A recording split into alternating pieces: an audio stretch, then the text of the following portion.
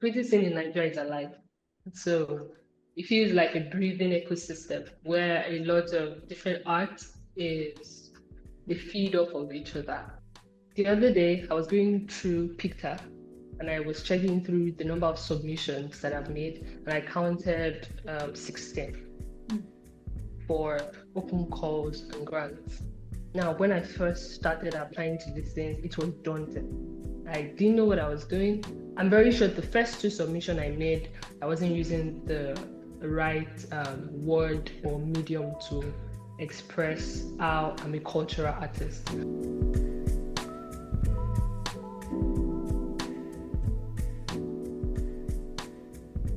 So this audience visual is a podcast for photographers by photographers. We archive the stories of African photographers across the continent and in the diaspora.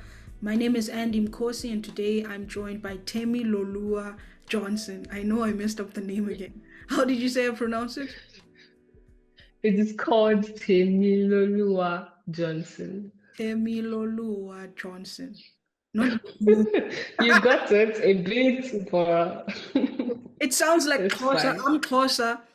So the way that you pronounce it, it sounds like it's a Xhosa name. It means God is mine. So Oluwa in Yoruba means God. Temi in Yoruba means mine. So Temiloluwa means God is mine. Tell me about growing up in Nigeria. What was that like for you? Growing up in Nigeria, so I grew up with my mom, I grew up with my grandma from when I was 3 years old, and growing up with her made me see that anything is possible. Like you can really just do anything. She showed me how if you have passion for something, all you just have to do is go for it, and in the end, ultimately, produce the results that the universe wants you to have. So far, she has built my confidence, my assertiveness, and my resourcefulness. So I'm so glad that I got to learn under as much as being a part of the family. Growing up in Nigeria, the all has its downside, but I'm a proud Nigerian. But a lot of the problem has to do with the corrupt leaders. But we are all just surviving the way we know how. Especially as a creative, you're just surviving the way we know how. But resistance will keep going on. The creative scene in Nigeria is alive. So it feels like a breathing ecosystem where a lot of different art is they feed off of each other, like music, photography, film, food, culture, all of those things, they just feed off of each other and it just comes alive. Also, it is evolving, like it changes over time. People are so widely imaginative. If there's a creative way that something has been done today, best believe a Nigerian would believes that there's a much more creative way to do it or a different imaginative way to bring that creative thing alive. So yeah, the creative scene is alive. When you invite me to Nigeria, where are you taking me? First place is JK Randu Center. It's like a museum of art and culture. Like it shows you cultural heritage where you can feel and see the stories. It take you to the history before digital cameras, before digital TVs like LED TVs and things like that. It just shows you the culture of being in Nigeria. The next would be Ama Studio. It was recently opened, I think last year. The architecture alone just brings you in and makes you feel like you are in Nigeria. Then the third one would be CCA Lagos. Yeah, CCA Lagos. It's just a home for contemporary art. Have you always been a creative? When did you come across photography? How does it happen? So when I was 8, I like to tell stories around the house. I don't know why, but when I was 8, I was like known as the family photographer. In my family, it's like a large family, an extended family. People knew me as the photographer. If you want a very compelling picture, just give Timmy the phone and I'll take a very good picture of you. I've always loved taking photographs of everything and anything. So at the age of 15, 16, I think I got my first phone that had a camera, and I just finished from secondary school then. So I started to just take pictures of everything, the walkway, the sunset, the sunrise, the nature, everything all together. Then I saw that, okay, there's an interest here. During my time in secondary school, I was part of the press club. I gave creative ideas, wrote poetry, gave a lot of um, drama ideas. Like I was just a creative while growing up. But photography did not really start until secondary school when I left and joined like a photography class. It was like a mini studio close to my area, and I joined for about 2 weeks or a month. But I saw that I wasn't really getting the kind of stories that I wanted to tell then. That's not what they were doing in the studio. They took more portraits. They just wanted an apprentice, not a student. So I left. Uh, and by the time I left, I had to go for A levels in another state in the country. So from that period till about 2020, I did not touch a camera. But somewhere in my mind, I still knew that, oh, I'm so interested in photography. One day, I'll call myself a photographer when I get a camera. So I eventually got one in 2022, April 2022. And from that day, I called myself a photographer. I love the journey in that, like in how you came to officially call yourself a photographer. That's dope. Is there like a particular thing, I don't know if you've touched on it, but like a particular thing that drew you to photography? I just knew since I was 8, I just knew that I was going to be a photographer. And everything I did, everything else I did, because I was a copywriter for like 3 years, and I made money from copywriting to get the camera. So Wow. everything I did, yeah, everything I did was planning to be a Build up. photographer, planning to get a camera, yeah, so I can be a photographer. So I don't think there's just one thing. It's just photography is just my way of life, really. So, would you say that your family has always been encouraging of you and your arts career, photography career? My auntie even added to the money. I think I was 50K short to get the first camera I ever owned. That's a Canon M50 in 2022. It seems like photojournalism in Nigeria is a respected subgenre of photography, and is that truly the case, or is social media deceiving us? Oh well, oh well. That's a good question. That's a good question. But my answer might be a bit biased because I know a lot of photojournalists in the country. A lot of my feed is filled with their content, and same as photojournalists outside of the country too. So because these are the kind of people that I move towards, like these are the kind of people that I want to seek their work.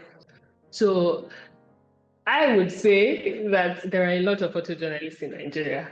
It might be a biased opinion, but there are lots of photojournalists in Nigeria, and they're all doing great. Like they are all so good. I can see that and I can tell because also, like, the photographers that I know of who are based in Nigeria or from Nigeria are busy with either documentary photography or photojournalism. So Yeah. how did you like come to say that, okay, this is the genre that I'm going to stick with. I want to do photojournalism. What drew you to it? Thank you. Thank you for that question. I love to answer this question. So remember, I bought my camera in 2022. I did not know what to do with it. I mean, I knew how to use the camera. I was well versed. I learned online through YouTube. I could take good pictures, but I did not know what to do. And a lot of the people around me then were portrait photographers that had like studios. I did not really think that was for me, but I still moved along with them to just see what they do. Then an opportunity came to be a facilitator at an academy that my friend founded. So I became a facilitator, and some of the classes I taught there was mastering the camera, teaching beginners how to use the camera. So in 2022, I was an educator for the most part. So I took my camera to those classes, and it was fun. While at it, I quickly became like the class favorite. Then 23 came. Put in mind, I was still a copywriter at this moment. I was still writing. So 2023, I got really burnt out. I felt like I wasn't doing something I really wanted to do, even though I was making money from it, but it wasn't something that I wanted to do. So I thought, okay, I need to make something off of this photography and also make money from it. Then I made a plan. I needed people to know that I'm a photographer first. And I found out that, okay, since I know that portrait studio photographs are not really my thing, I would do event photography. But I didn't just want to do any kind of event. I wanted to do corporate events, because I have been a copywriter for a lot of startups and like companies. So I pitched to different founders in Nigeria and said, okay, I would like to come and follow you as your personal photographer. I take pictures for you at this event. I reached out to one person, a founder of Full Gap, Victor Fatomi, replied. He was the only one that responded. He was the first founder that I worked with that was his personal photographer for that event. And he came back and said, wow, these pictures are really good. You have such a good eye for storytelling. And I felt, oh, nice, okay. This is how I take pictures. This is how I know how to take pictures. But so I kept following him to more events, and other people responded to my cold mails, and I followed them to events, created a portfolio off of that, created a name for myself too online. So people started to see that, oh, Temiloluwa is a photographer. If you want to go to a corporate event, Temiloluwa is a photographer that you see at that event. I enjoyed it. Then I said, all of this is a means to an end. I wanted to create a portfolio so I can see the kind of photographs that I like to take. Then I quickly drift towards photojournalist in the country. This particular person was Victor Hadewale. So I sent him a pitch and told him, see, I'm a photographer. All I know is from YouTube, but these are the kind of pictures that I've taken, and I would like to work with you. And he responded. I said, oh, wow, nice, okay. He called my previous employer to confirm, can you vouch for this person? He said, oh, yeah, I can vouch for this person. And he took me in as an intern for 2 months. That was the beginning of photojournalism for me, and that was in 2024. All I did before 2024 was a means to an end, and that end was photojournalism. And I'm just happy that I'm here now. Everything that you've said in response to my question, it just shows that like it's really important to create opportunities opposed to waiting for people to book you, to find you. Like I love the spirit of initiating, like you could have waited. Please talk to me about writing for grants and open calls as a photographer. What has that experience been like for you? And it seems like you bet on yourself quite a lot. You're very confident about your practice.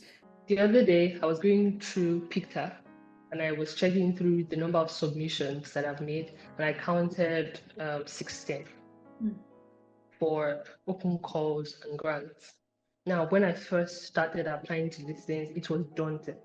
I didn't know what I was doing.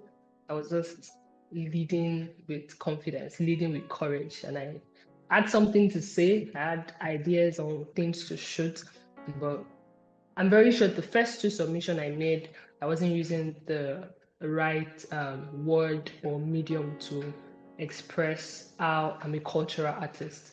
The more I kept applying, the more I found a word or a theme, the more I was able to attribute what I do to the requirements that they have. An example was an example that really taught me how to write better grants was Prince Cloud's fund. It gave a name to my practice as a cultural artist and as an emerging photojournalist. So it started off as being daunting, but so far now, applying to grants every day and attending workshops that covers grant writing and an application has been eye-opening.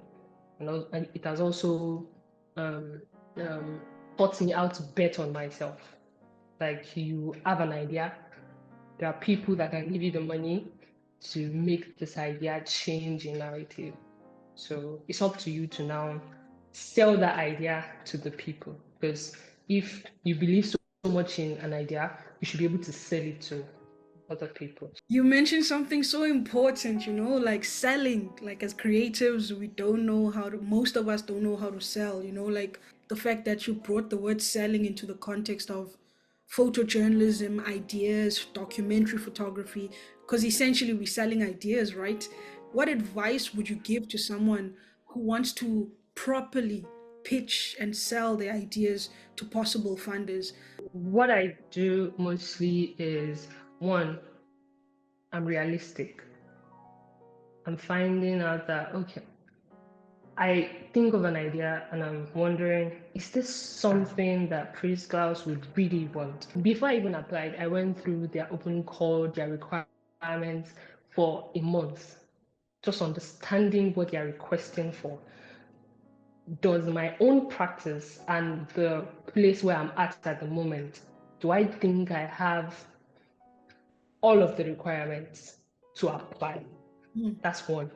Two, I wrote like myself because I've been a writer, so it might have made it easier to pen down my ideas. That could have like helped a bit, and I'm sure that it definitely did now that I'm thinking of it. So it was easy to just write like I would write to a person, like write like I would converse with a person. The way I've been talking to you, adding stories, adding hooks, just finding something that is unique to you and making sure you type into why you're the best person for that project that you want to get a grant on. Like so far, I'm still waiting on the response from Praise Claus, but I know for certain that I wrote well for the Praise Claus Fund because my mentor Victor Adewale, who was also an awardee for I think 2022, helped me to like go through the application. So it was kind of helpful. One more thing is to really just make sure that your your idea is this something that the world needs to see right now. Like what makes it different? Because a lot of humans we have a lot of ideas. Like there are billions of ideas out there, but what makes yours different? Every idea is unique, but just find a way to make sure that you're showing them that this is different and this needs to be done now. So I want to tie that question into the fact that you recently won in the singles category at the World Press Photo. Well done and congratulations for that.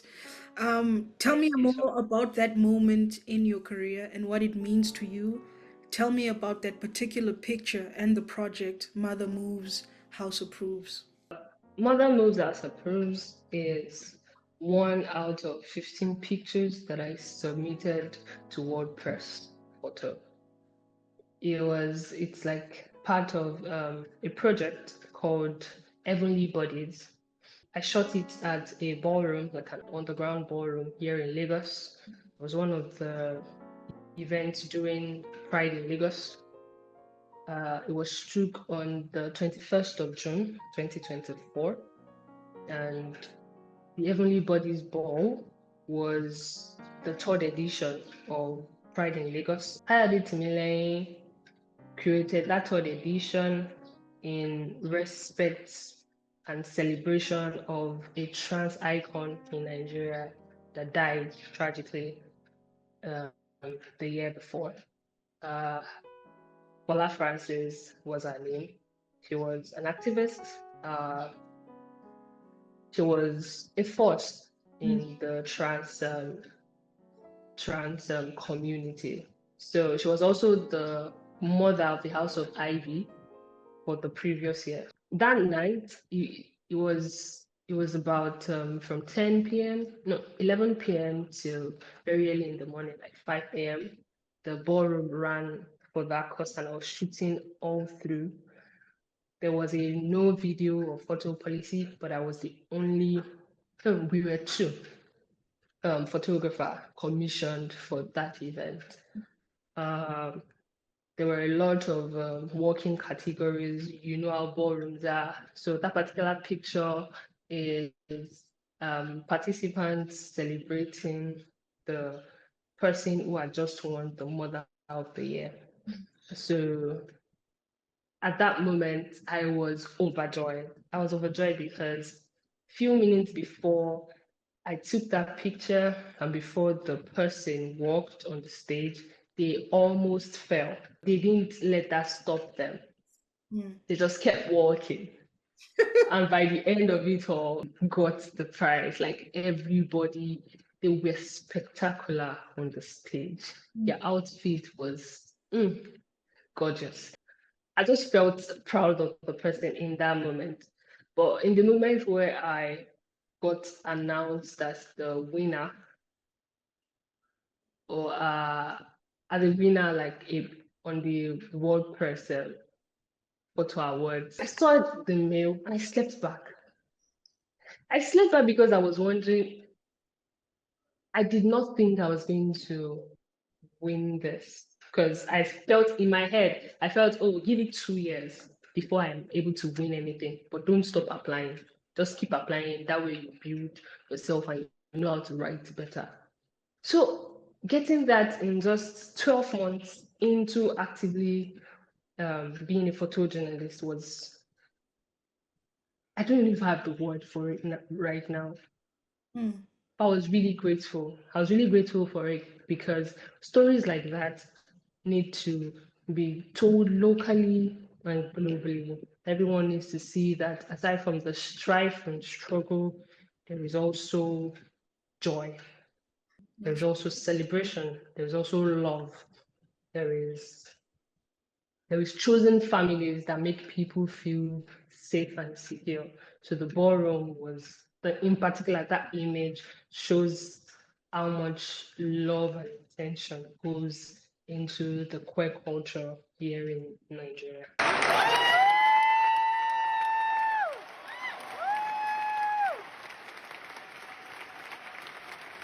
The image you see is the winner of the Mother of the Year category.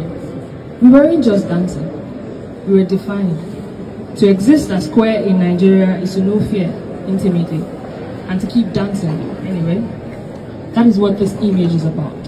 Because in a country where the law sees love as a crime and identity as a threat, joy becomes political.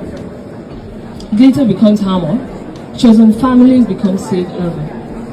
The ball was a protest wrapped in beauty. When I made this image, I was a witness and a part of the community. My job wasn't just to compose, but to listen and to feel. To know that every pose, every strut, every shout of yes, rah, is a reclamation of space, of self, of story. This story to me says we are here. It says we matter. And most boldly, it says we will not be erased. Like, it sounds like you too were surprised when the announcement came out, but like again, a very big congratulations, because we all know like how big of a deal the world press photo is in the photojournalism world. So for you to have like practiced for a year and a year later you get the it's like a championship belt in the photojournalism industry. So when as a photographer documenting queer stories in Nigeria, what does that mean for your safety and the visibility of the individuals that you photograph? Thank you for mentioning safety and visibility. That's one of the challenges that I really faced during shooting this project. The challenge was to make sure their faces are not identifiable, just to keep their anonymity. So it was hard. Imagine trying to take pictures of an event and making sure their faces do not show. It was a learning curve for me, but I'm so proud of that project because I did it. I made sure to safeguard their anonymity. Now, when you say, how do I approach the safety of myself as a photographer? I think a lot of things deserves courage and even more as a queer cultural artist. Existing alone is a sort of resistance. So a lot of the work that I do is trying to hold history by its arm and making sure that it says, I see you, I remember, and this thing exists. So queer culture has always existed, even before I realized that I was queer myself. So documenting that wasn't exactly, I thought about my safety, of course I did, but I believed in the safety that the founder has put in place. That which was why we chose no photo or video policy. We were the only photographers allowed to take that picture. It was done in an underground location. Nobody got the venue of the event until the day, and they got it as a mail. So everything was secured. But not to say that things can still not go wrong because it is Nigeria.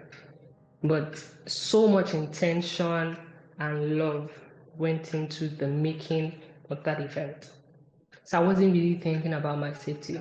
But I went into the event that day was to document love. You speak about like the importance of just reading as a photographer. Yeah, it is quite important because you don't want to go blindly into shooting your subject. You want to make sure that you have the nuance, you have the context. You're not just shooting people just because you can shoot them, just because you can use a camera, but because you're interested in their story and what it can inform people or move people to do.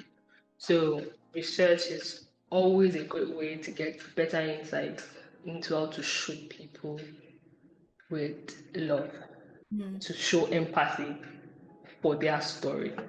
So research is always a good idea. And yeah, just thank you again for your time. Like, I really had a great conversation with you. I didn't think it would be this like nuanced and stuff, but I'm happy that we made it happen. Is there anything else maybe that you would like to say in the tail end, maybe to motivate or just as a lost word? Okay. So for Mother Moves House Approves, it's just it shows that the world is watching and the house is growing, the house approves. I hope for a day where existing as a queer person is not seen as a form of resistance only. It is seen as just being human. It is seen as just being who you are and being a loved human being.